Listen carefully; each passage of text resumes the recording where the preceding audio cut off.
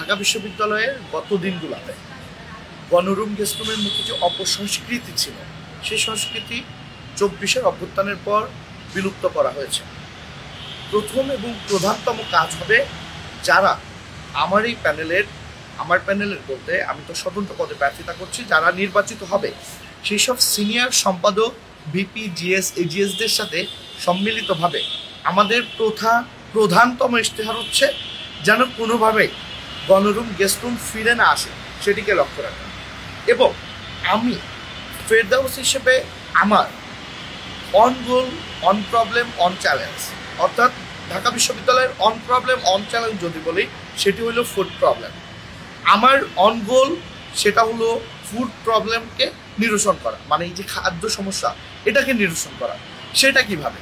আমার হলে দেখা যায় যেদিন হলের ক্যান্টিন মালিক ভালোভাবে খাবার রান্না করেন, খাবার সুস্বাদু করতে চান, সেদিন তার লস হয়।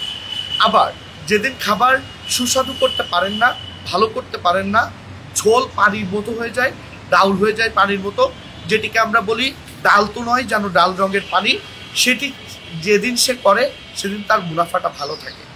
আমার অন্যতম এবং প্রধানতম ইশতেহার হচ্ছে আমি যদি নির্বাচিত হতে পারি, অ্যালামনাইদের সাথে যে কোনোভাবে যে কোনো ওয়েতে আমি একটা গুড কমিউনিকেশন তৈরি করব হলের সাথে, এবং একটা অ্যালামনাই সংসদ প্রতিষ্ঠার মাধ্যমে তাদের কাছ থেকে প্রত্যেক মাসে ভর্তুকি নিয়ে চাউল এবং ডাউলের ব্যবস্থা করব, যেটি শুধুমাত্র আমার হলের ক্যান্টিনে ভর্তুকি হিসেবে দেওয়া হবে।